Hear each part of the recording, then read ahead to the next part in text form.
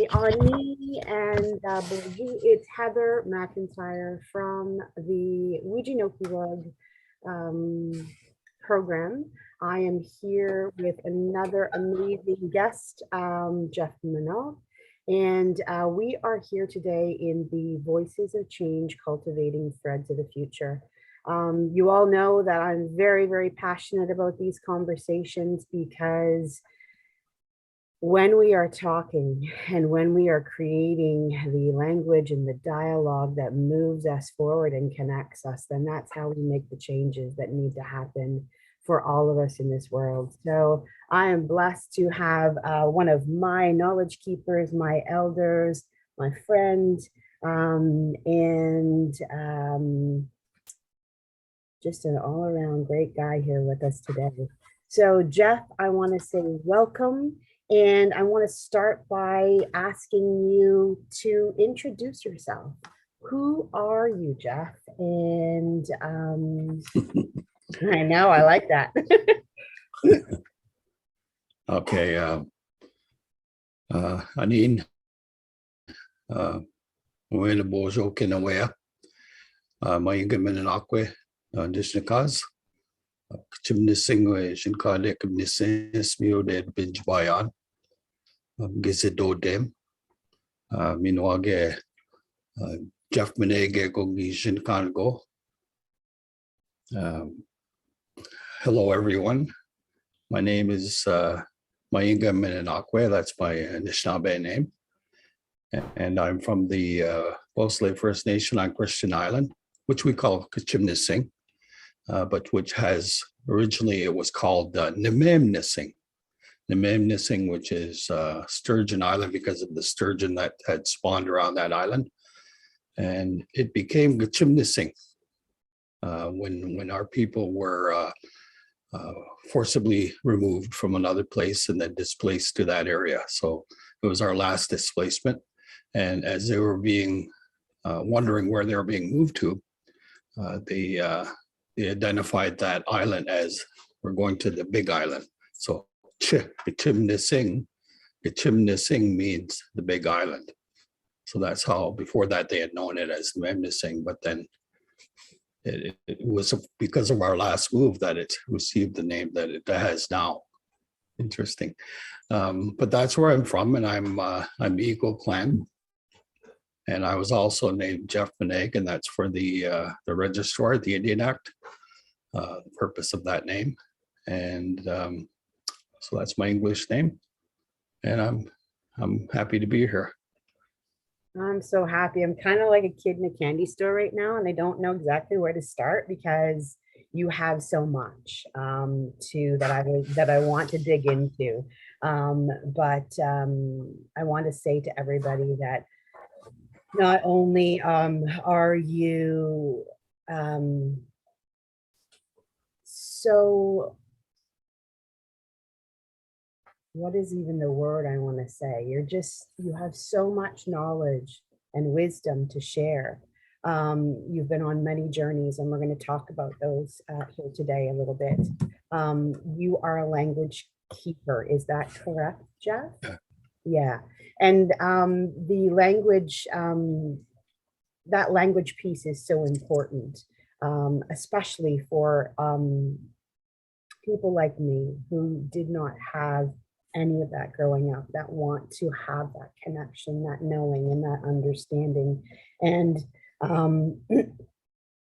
you've done such great work. I'd really like to know, I know I asked you who is Jeff, but could you dig into it a little bit further with us and just kind of give us a snapshot of the things that you have done in your life, in your place, in your career, and in being here, because you have just this beautiful coat of experience and knowledge that I would love to be able to share.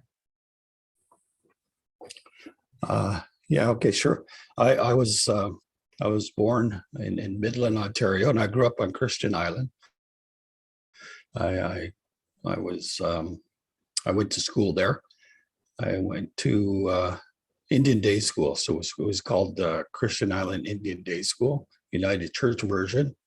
there were two versions. There was the Catholic and then the United Church. And at that time, the clergy kept us very separate within that community. So they had the Catholics were on the east side, and the Protestants were on the west side. And it was a dangerous place because there was a lot of conflict between those two factions, and that's the way the clergy liked to keep it. And it was, we used to dare each other to run down into the other area as a as a dare, and we would each do that to each other, not knowing that we were playing into this colonial structure that they had created for us, because that's what we were born into. My parents, my mother went to residential school, so she was a survivor of that, along with her two sisters, my aunts, and so it was. I was already packaged into that life when I was very young, and so that's the way I grew up. Even though my father didn't go to residential school, so he kept a lot of language. So we learned the language from him. We learned about our natural world and how to live and how to survive in our natural world from him. So that's where I gained that knowledge, and I didn't realize at the time that not everybody experienced that same thing. I just thought it was just a normal thing.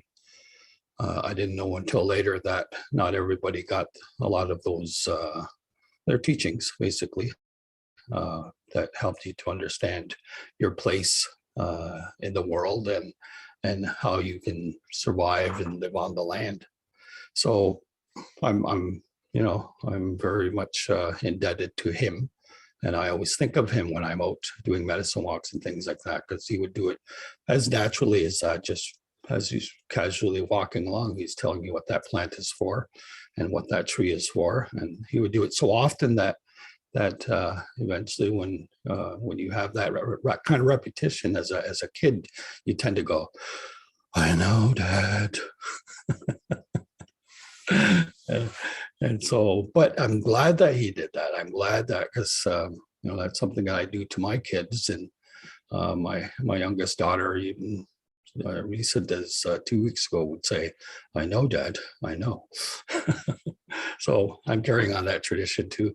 So but it is something that was missing for a lot of the kids that I came to teach. I'm jumping ahead here. But I did become a teacher eventually. When growing up on the island, after I went to school there from grade kindergarten to grade 5, and then grade 6 through to all the high school grades. I went to school on the mainland, and that everybody went through that exercise. And back then, the winters were much longer because we didn't have the temperatures that we have now. We had a steady winter, and winters were much harder, so it was more difficult to get back and forth to Christian Island back then. And so we were billeted out to boarding homes for 10 months of the year. So it was sort of like a residential school. We didn't get to choose where we were in a lot of the cases. And so some of us on Christian Island ended up in some pretty bad places. And some of us were lucky enough to have good homes that we were billeted to, and the people were good to us. And that was the case with me in each of the places that I ended up in, along with my younger brothers. We ended up in some really good places. And later on, I went to school in high school in Barrie. And it was different because moving from Midland to Barrie, the shift meant that we didn't have to deal so much with the racism that we did in Midland. Midland was a fairly racist community. It may still be. It does have a different feel to it, and we weren't treated all that well. as Indigenous people. And so we hung out together a lot. Like we stayed close together. We traveled in groups. So they would call us gangs. What we were doing it just for our own safety, because if we were caught out alone, a lot of times we were going to get beat up, and that was just a normal thing. We get beat up by groups of young white children, but they weren't called gangs. That was the difference. So when we did it, we were called gangs, and even in school we went through the same thing. We're actively told not to band together, not to stay together. So there was a lot of that, and once I was finished in high school, I joined. I went to work for a while as in the community, logging, fishing with my father, gill nets, and then I did some logging before I joined the military. And I joined the military, and I ended up in Gagetown, New Brunswick.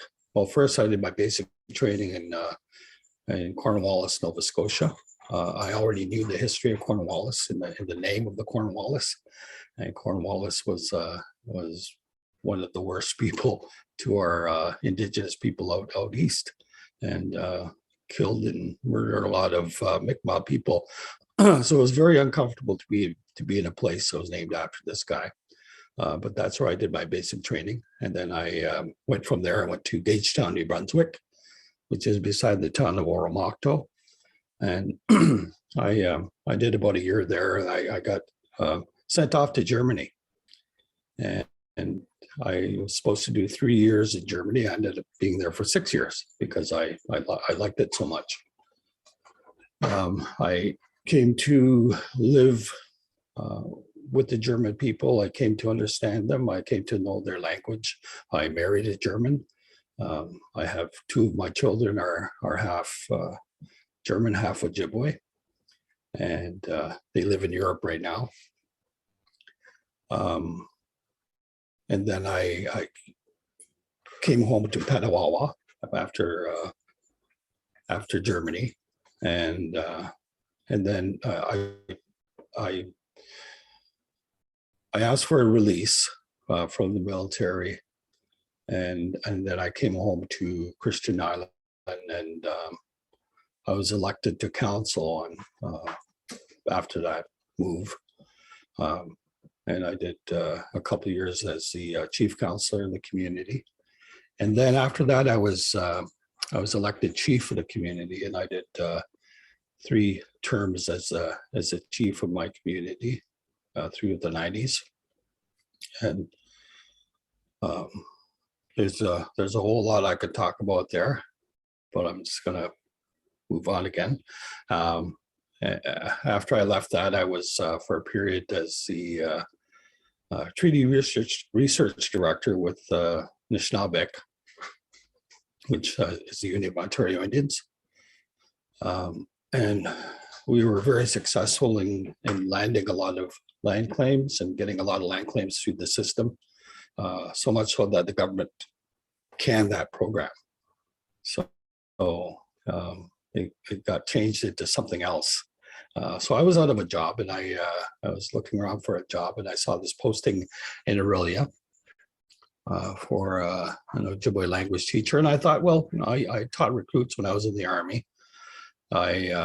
I was taught to teach, so I'm going to take that skill set, and I'm going to do this job for a little while until I get a real job.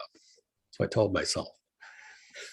But I loved it. I really enjoyed teaching, and I taught every grade from junior kindergarten all the way up through to grade 12, and then later on I went on to teach at Georgian College, and they took me on full time there eventually. And then after that, I applied for this position, which I am in now, as the manager of Springwater Provincial Park. And so that's what I do. And I still basically do teaching, because before COVID, we had students in here every day. And I developed a program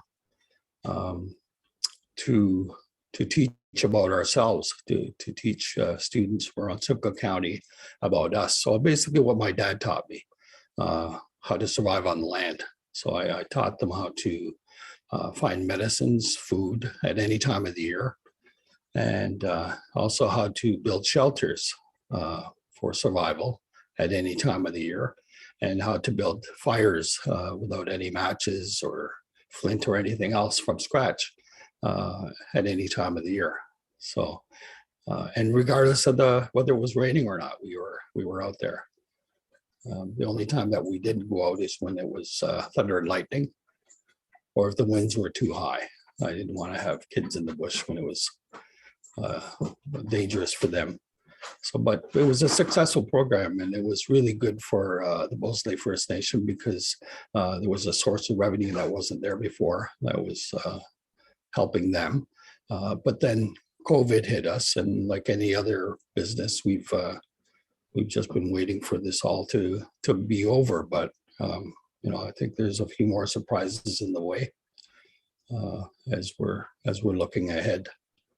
But that's essentially that takes me to today as I'm sitting here. And I love the backdrop, because you really are sitting in the park. And that park has such a magical calling and energy, and you can just feel how it speaks, because it really does. When you go into that park, you can just feel everything speaking to you. So I can't imagine a better place to be working and playing and being involved in, because you're so connected to the land and to all other things that are really important. Thank you so much for sharing that story. And I know that there's many things in between there, but that gives us a snapshot of who you are and where you've come from. I absolutely, yeah, go ahead. Oh, were you gonna say something? Yeah, I just also, besides all of that, I'm also, I was also a musician along the way, and I played in various folk concerts all across Ontario, Canada, and also I had my music. I had one time I had music on the radio. I do today too, but back a few years ago, I was able to drive down the road, listen to my own songs being played on the radio. So that was the coolest thing in the world. And then recently, I was asked to be a part of a production put together by Jennifer Podemski, who is a well-known. She's an actress. She's a writer. She's a producer, and she does phenomenal stuff. And she asked me to be a part of a TV program that she was putting together called Unsettled, which is now in. I think you can still see it on TVO. It was with APTN, but she'd asked me to write some songs for it. So I wrote some songs for that production, and they were used in that production, and they were entirely in Anishinaabemowin. So that was a great opportunity, and it's something that I want to keep doing. I've also acted since that time. I've acted in a couple of short movies, and also provide some music to others as well. So it's something else that has taken off. Plus, I'm also a writer, in the sense that I write a column. I was asked to do a column with Aurelia Matters at the start, and they have been picked up by other publications in that syndicate. So my bi-weekly column gets to a lot of people, get to see it, a lot of people get to read it, and a lot of people get to comment, and a lot of people get to say good things and bad things about it, which I find strange, because I mean, a lot of what I write about is just me. It's my dreams, And it's the same thing as when I was writing my music and people would critique it. I thought, oh, why would they be critiquing my dreams? This is me. Why are they saying my dreams are either good or bad? It's kind of a strange place to be in, but that's the world that's the world that they live in. And it's not something that would happen in our culture. It's not something that people would want to do to anyone. But that's what's there. And I understand that, and I take that in stride. I've learned not to read the comments. and I live better. Yeah. Yeah, you know, and see, I mean, there's this mind thing that we have, because that's exactly where I was going next, and I didn't even have to say it. You were just right there. And you know, again, the thing that really hits home for me, and even in my first meeting with you and how I found my way to you, is that you have voice, you use your voice, and you give voice. You create this safe space for that voice to happen. And you're right, you know, in this day that we're in, and your pieces, your dreams, your truths spark those comments. And it's hard when you're putting yourself out there, in such a authentic and vulnerable way, because what you're writing is so, I mean, it strikes to me too, because I do similar things, and you put that out there and it's like, well, what do you mean? And it's like a heart, you know, and you're like, hey, wait a minute, that's, you know, but then again, that's that trying to justify, I think, and I've come to the point now where, like you, I don't justify anymore. I say that was me, that's where I am. This is not about you. This is about, you know, this spirit. And where did it come from? It came from my heart. It came from a place of unity, of strength, of love, of goodness. And if other people can't find that, well, then that's their journey, right? And we'll move along. Right. So, and that is something, you know, a great takeaway that I have learned from really embracing my culture on my Anishinaabe side, to understand and know that, yeah, it's okay to be right here, to do this and to do these things in this way, instead of, you know, always being labeled as that vulnerable, oh, really? What are you doing? You know, you're just, you know, it wasn't, well, I did hear, you know, it's whining, or it's these kinds of things, or you just want to be heard. No, I just need to speak what's in me, because it's in me and it's here, and I see it, I hear it, I feel it, and it's going to be useful for someone. So that's so important. Yeah. I wanted to pull you back for a moment, Sure. and I really appreciate the fact that you brought up that you were fully inside of the residential school experience and the ripples of that, because of the fact that your family was involved. And we know the effects of what that trauma brings for generations upon generations upon generations. And I did not know fully some of the things that you spoke about, especially the Catholic and the United day schools that were there. And so that was very like, oh wow, it's another thing that I have in my, you know, toolbox now to really learn more about. And then also the billeting you out to different families on off of the island. I didn't realize, and I thank you for bringing this up, that that had happened so close. Like it's relatively new, like not new, but do you know where I'm going with this? Like, Yeah. I would have thought that, you know, as we dig into, and I say we, as I collectively hold this container for Western peoples to show up and learn the truth And I learned the truth as well too as we go through this inside of the program.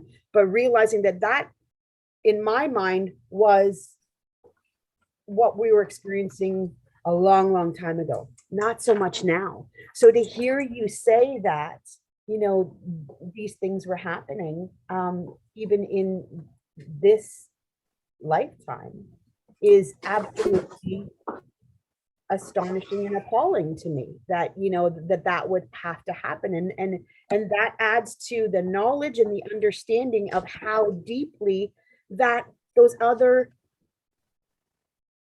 generations were impacted again, right? So it Yeah. was like you said, it was not only just one situation. Well, we knew, you know, we had day schools, we had residential schools, we had the 60s scoop, but it just like, I can't help but sit here and be in this, oh my gosh, like this is another level of impact.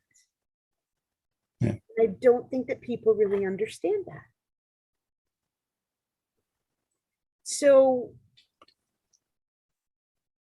you had friends that when you had to leave the island to go to school, how was that? Was it something you just wanted to do? Like, how did the building process take place? Oh, it was already in place for a lot of years before I went off, but we did go with our classmates. So we all went as a group. Every year there was a new group that went in, and then there were those that were ahead of you that had been there for a few years. So they were able to help you to understand what you were going to be experiencing, and to navigate your day-to-day situations. And so they were the ones that always said to us, stay together, don't be caught out alone. And it was the same thing. We would pass on that same information to the new ones coming in. So that was just a normal thing. Our parents who experienced residential school, they didn't think of it as it would, you know, as anything out of the ordinary for them, because they experienced a lot of what we did. A lot of the abuse from teachers, that, you know, I still remember telling my mother about a teacher grabbing my hair and pulling my ears and kicking me in the shins, and the only thing she could say was, well, you just have to listen then.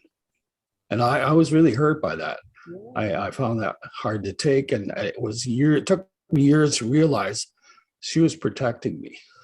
She was telling me, you're just going to have to take that just so you can still be around, you know, just because of what she experienced. There was a lot of that kind of thing, and so collectively the parents did that kind of thing. They would let their kids go through these experiences because they did.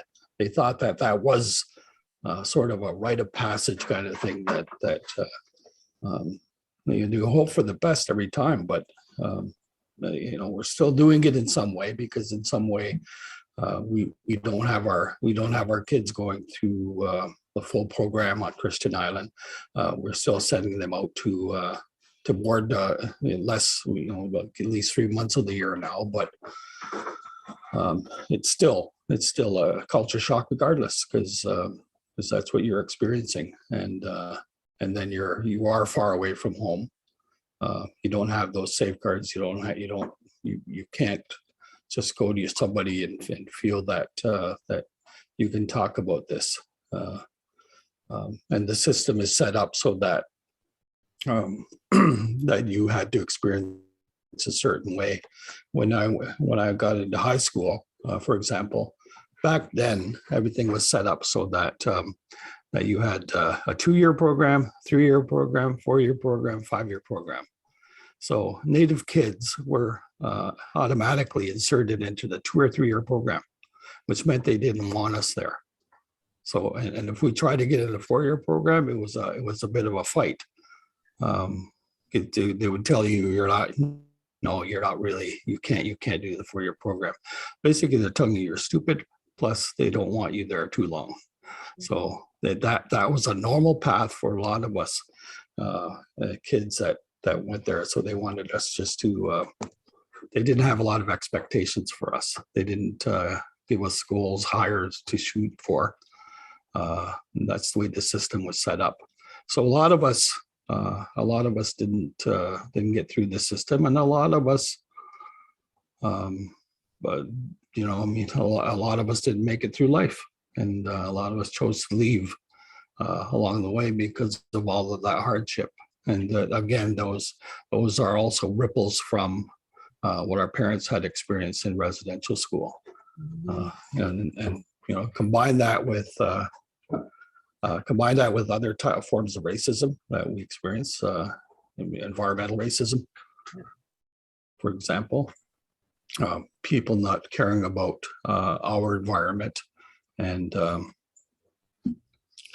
the point where back when I was a kid, we would travel across the ice from Christian Island, Cedar Point, at least 8 weeks out of the year, solid ice.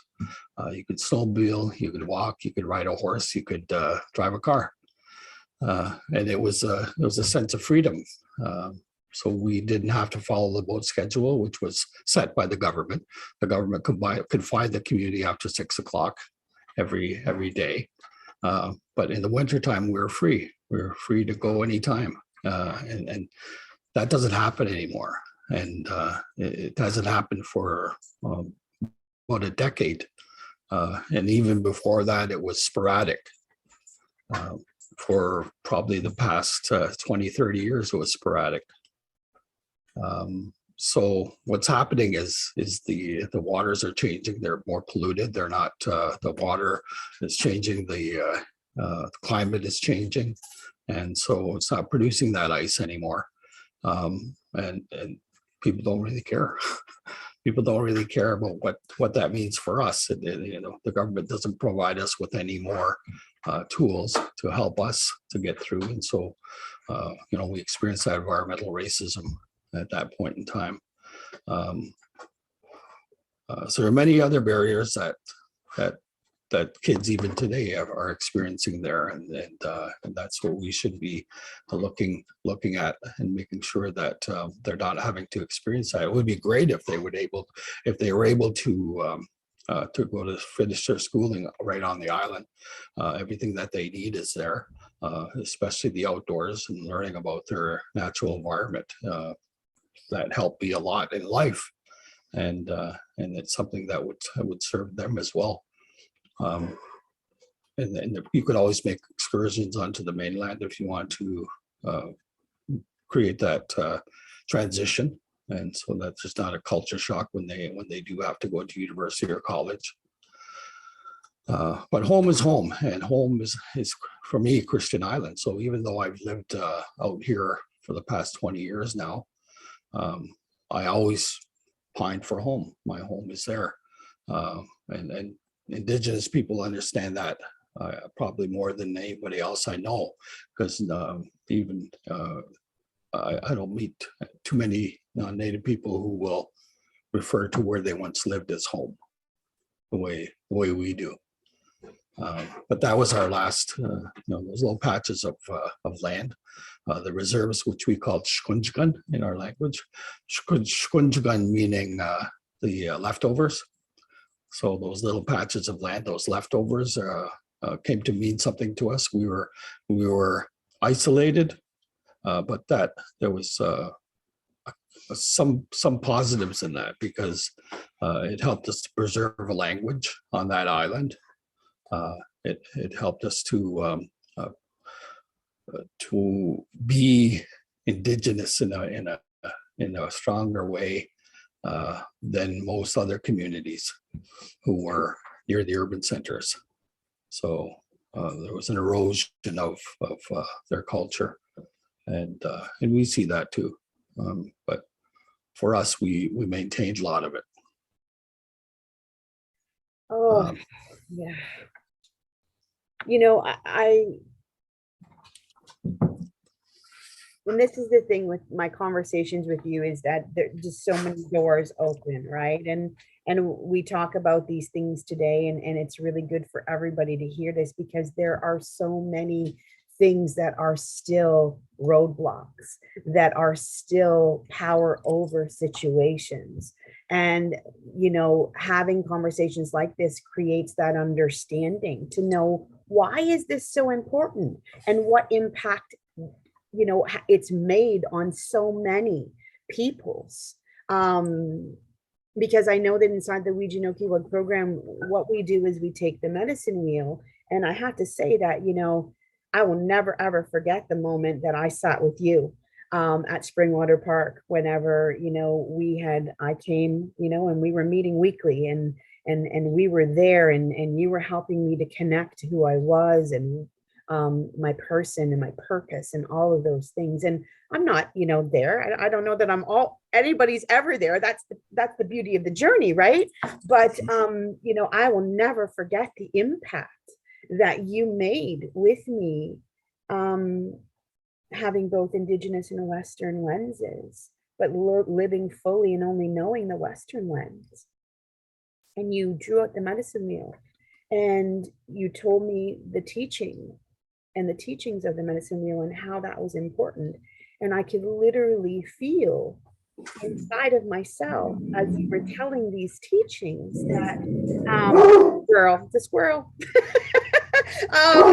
that you could, like, it was like things were flying back into me that I didn't know, that I didn't understand that it was coming, right? And then it gave the understanding, oh, okay, that's the feeling I have, even though I didn't experience, somebody in my bloodline has, and that was part of it. And as I understood and put those pieces back together, I realized the importance and the connection that was inside of there.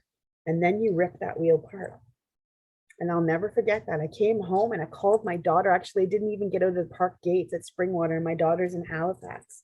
And I called her and I said, Lou, oh my God, I'm probably going to cry.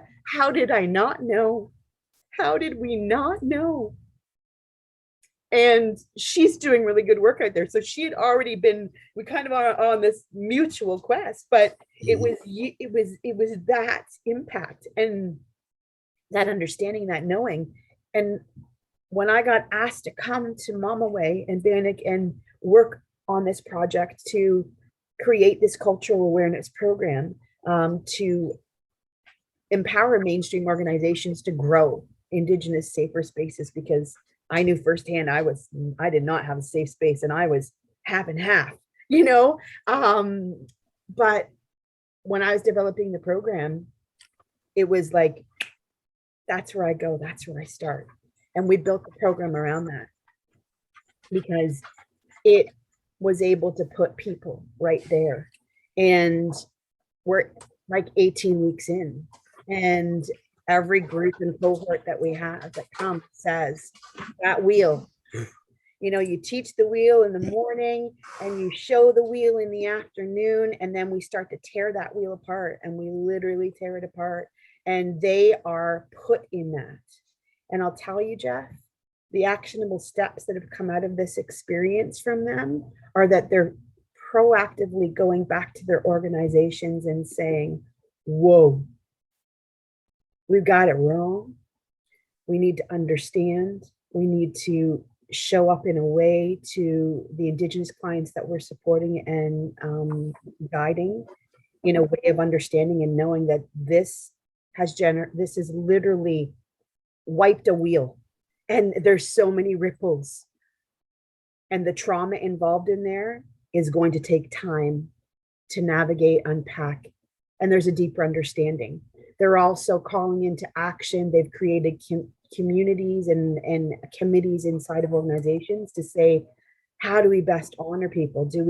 Is our vision statement, is our mission statement aligned with all peoples? Does it incorporate an Indigenous voice? Does it, are we acknowledging the land that we're sitting on of these people? Are we understanding the knowledge, the wisdom, and the teachings of a co-collaboration that can happen? Because you and I both know when we bring Indigenous pedagogy into these conversations, in any situation, understanding, knowing, and ways of being, it absolutely enhances the whole experience for all people. It's not just a them Mhm. versus an us. So I just, I'm so grateful for the knowledge and the understanding and just the truth that you're able to deliver here as a firsthand experience and say, hey, this is what's happening. Yeah. Here we are in 2022. I had to look at my clock for a minute because I've been in a blur for 2 years. But here we are in 2022, and you do a lot of work around a lot of things, around education, around furthering. And, like I said, I could have a whole series with you on all the different things that you do. And can provide. But from this moment right here, what is important for us as a collective, as a collaborative, to begin to learn and unlearn from your viewpoint? Well, the biggest thing is to understand that the history had talked about uh, our first contact, and in our first contact as Native and non-Native people, we were separate. We were distinct. We were sovereign, and that sovereignty has never been relinquished. The sovereignty of the indigenous people has never been relinquished, and we were dealing with and negotiating with people that were not from our lands, not from our shores. Um, and we started to do agreements with them, peace and friendship agreements. And those were all done as sovereigns, because only sovereigns could do treaties. So, for example, there can't be a treaty between Ontario, Manitoba, or Barrie and Midland. It's only between Canada and the First Nations, whether that's Ojibwe, or whether it's Haudenosaunee, whether it's um, any of the indigenous nations across the country. It was always done in the understanding that they are sovereigns and that they are nations, and we have never relinquished that. Nobody's ever said, well, no, we're not nation anymore.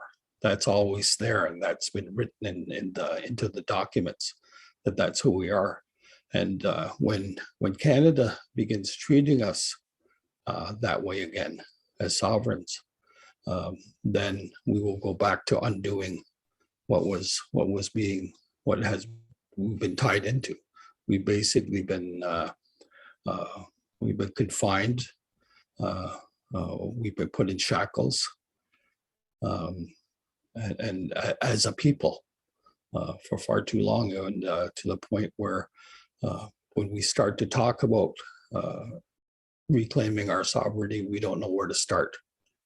That's how long it's been an ingraining of the system that that was imposed upon us, the Indian Act system.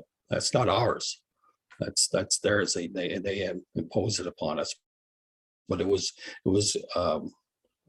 all experience that they learned by using it on us. So, especially the people of Christian Island, they were the guinea pigs in Coldwater, which is where they had been, and they were put on the first reserve in Canada.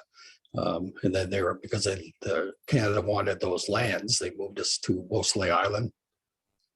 And then Canada wanted those lands, so they moved us to Christian Island. If things had progressed the way they were progressing, we might have ended up in the water somewhere,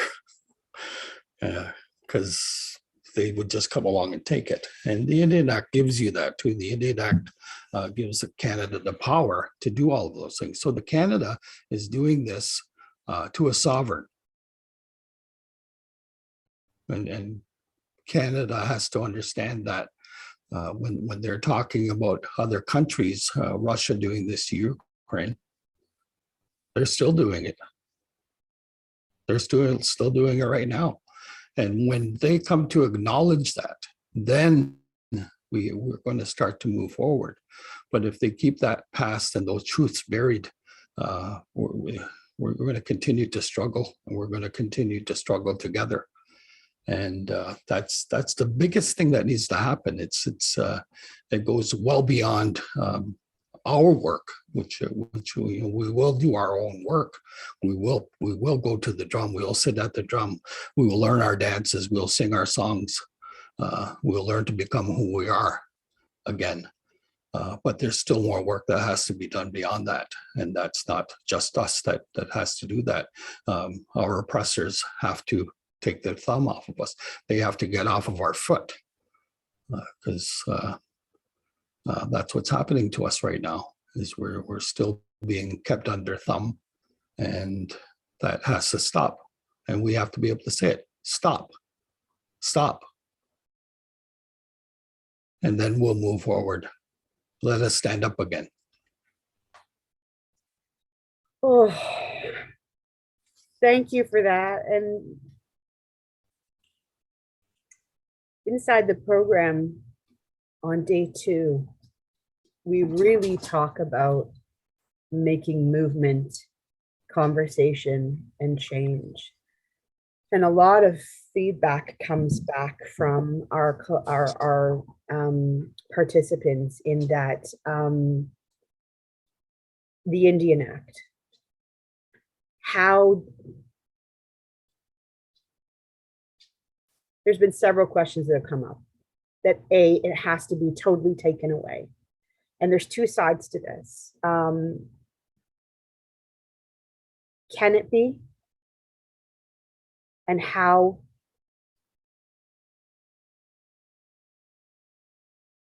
will we move through that? Because I hear Indigenous peoples too say, okay, it's been here for so long. I mean, it also governs so many things, right? And I know you're going to speak to this, but I hear all sides, right? So I want to surrender that to you, and please speak to that.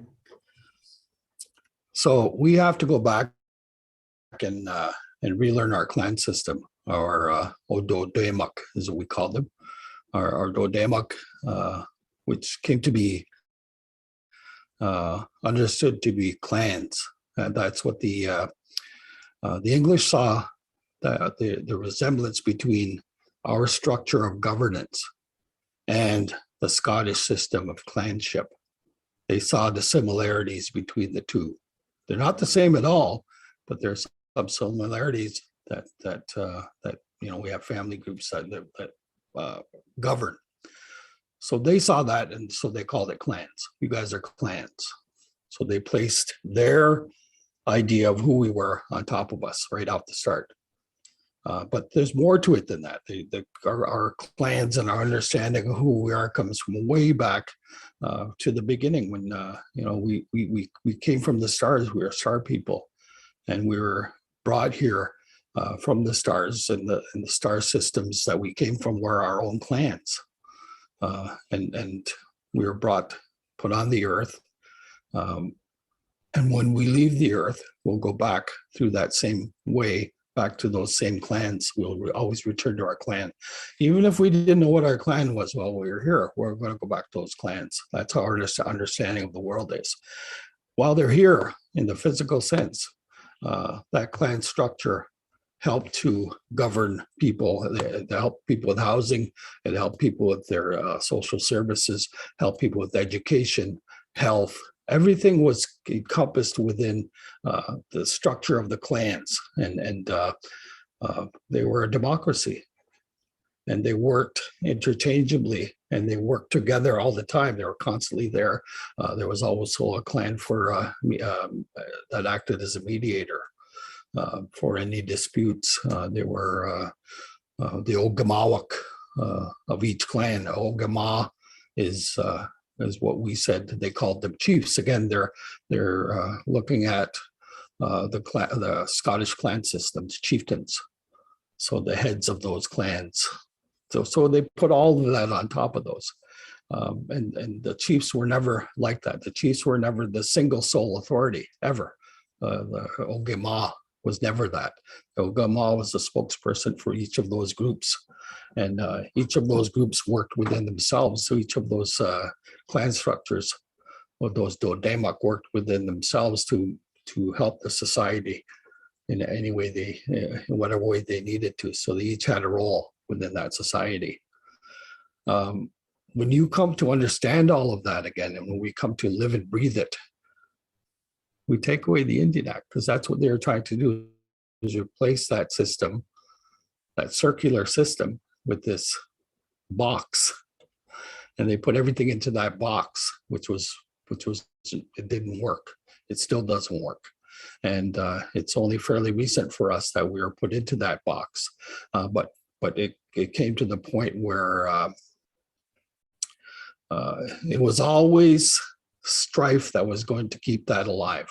It was strife that brought it into place.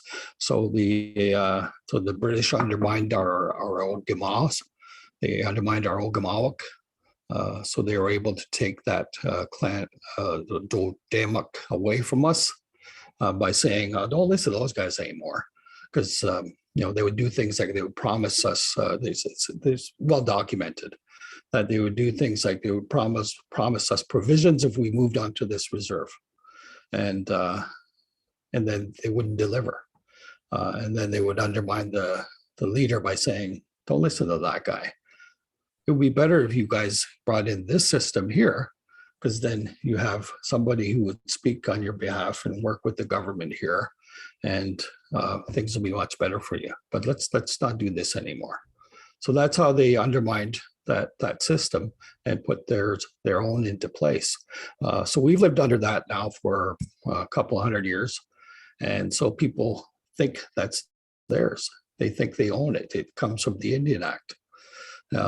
And that's all they know.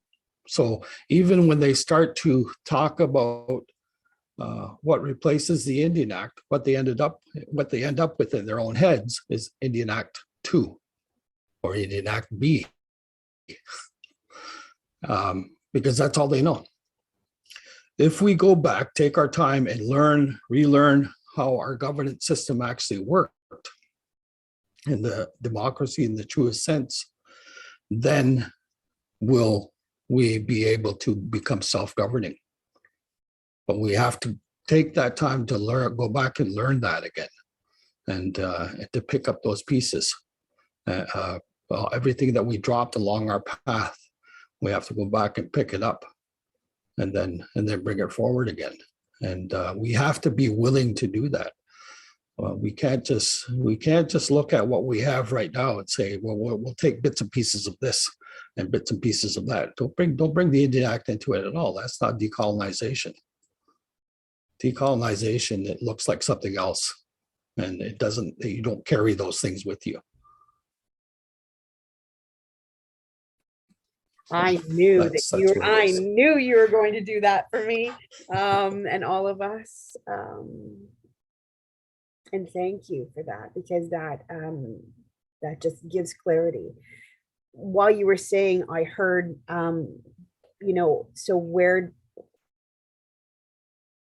because on, out in my experience, I do hear, well, we don't, where do we get that information, right? Can we still get it? Can we do it? Where would one start? Because, you hear that, a lot of things were oral. We've lost a lot of our elders. We've lost a lot of our keepers of knowledge and all of these things. But where would we find a starting point to start to dig into that? Well, that's the thing, is finding people that will help to give you that. Now, a couple years ago here at Springwater Provincial Park, we held a gathering of the clans, or Dodemak. I'm gonna stop using clans. Okay. Yeah. We brought everybody back together to learn about the clan system, the Dodemak, and that was before COVID hit. We were supposed to have one every year, and so if things are cleared I'd like to begin that process again, because I'd like to bring back all of that knowledge and bring back people who have that knowledge, because we have it in bits and pieces. And that's what's going to happen is we're going to put it all back together with all those people that have those bits and pieces of knowledge, and then start to reconstruct it again. And that's what it's going to take. It's like reassembling the medicine wheel. It's the same kind of process that's going to have to happen. And we have to start from somewhere, but we can't allow ourselves to get into a position of having the government co-opt that and say, we'll help you put we'll help you put your clans back together. We'll even put some money into it, because then once they start doing that, then they co-opt the process, and then it doesn't look like what you were planning on having it look like. And that's what's wrong with a lot of those systems that are in place right now across the country. People have done that, where they're saying, there's a restorative of our jurisdiction. Restorative justice program. Restoring our jurisdiction. Yeah. They have programs like that all across Canada, but they're funded by the government. So they end up having bits and pieces of the Indian Act in what is their traditional form of governance. So they're co-opted. Yeah. So you want to keep that stuff out of it, and you want to come back and relearn all of that stuff and then pass it on. I wish I had something I could show you what I mean, but you have a truer sense of governance within that system, and everybody was a part of it. Everybody from the young people all the way through to the elders. The women had a lot to do with it, and the Anishinaabe were a matriarchal society as well, and it was that all of that was involved in the decision making. No one chief, no one ogama was the deciding factor for any decisions. Everybody was consulted. Now, it wasn't a utopia. It's like anything else. You do have people who are going to be contrary to what you're saying. That was allowed. That was normal, and it should be still normal that you have those contraries. And so, it could be something like as simple as a decision to where are we going to have summer camp this year? Are we going to Wazoxing? Are we going over here to the western side around the Bruce Peninsula? And everybody be consulted, and the majority says, okay, we're going to go Wazoxing this summer. And there'll be some people going, I'm not going there. I'm going over there. Okay, go. And we'll meet up again. And that's really how. There's no judgment. That's really how we were all over the place. But that structure was still in place, even though we were all in different regions. And the knowledge of all of who we are was still maintained, even as we went from place to place. So then, you had different groups residing in different areas. And then they came to be, even though they're all Anishinaabe, they came to be known for the region they were in. So the Odawa were up here. They were the ones that were trading. Odawa. So they were the ones that were doing the trading. So they called them Odawa. They became Odawa or Dawa. Odawa because of the A used to be pronounced as Odawa, because that's what it was. But then it became anglicized as Odawa. And then down here we had the Mzizagik. Mzizagik became the Mississauga, anglicized. But they're Anishinaabe. They speak the same language. It's just geographically, we just gave each other names from who we are. Jibwe was a name that was given to us by the Cree. From the way that we made our moccasins. They made fun of it. They were making fun of us.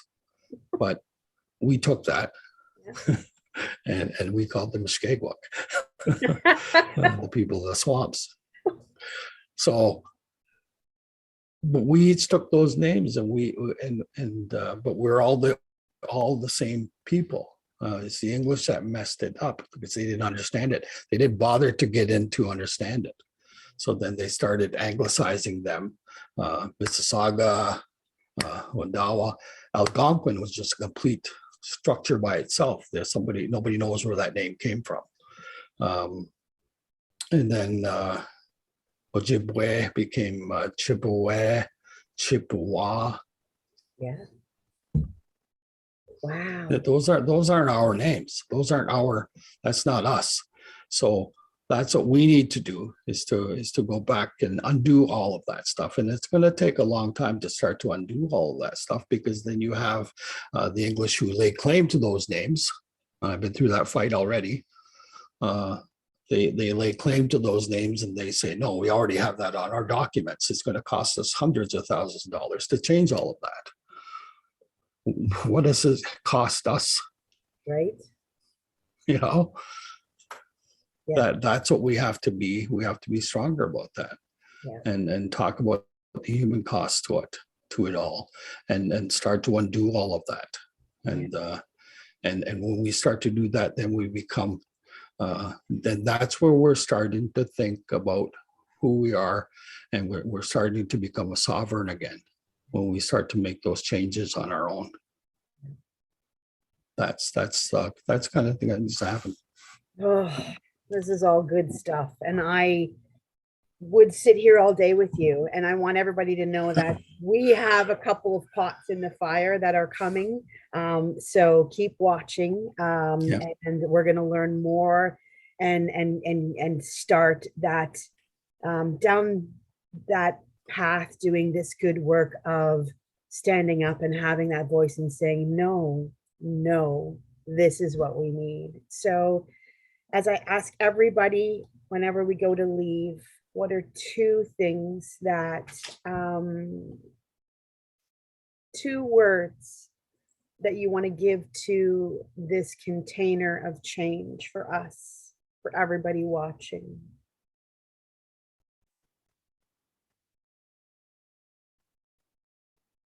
Two words of advice, 2 words of whatever comes to you. Zagudun. Okay. Which means? Zagudun, which means love. Yeah. Love yourself. Love each other. And that's what will bring us to where we need to be. And that's a big tough thing to do as people who have been trained to not to love ourselves. So when we collectively learn to love ourselves, we'll start to make those good changes for us. And then to think about going forward, we have to go back to the past and then pick up those things that we need to help us to move forward with that love. Miigwech, Jeff. Virtual hug. And I will see you in the park very soon. Thank you so much for your time, your knowledge, your wisdom.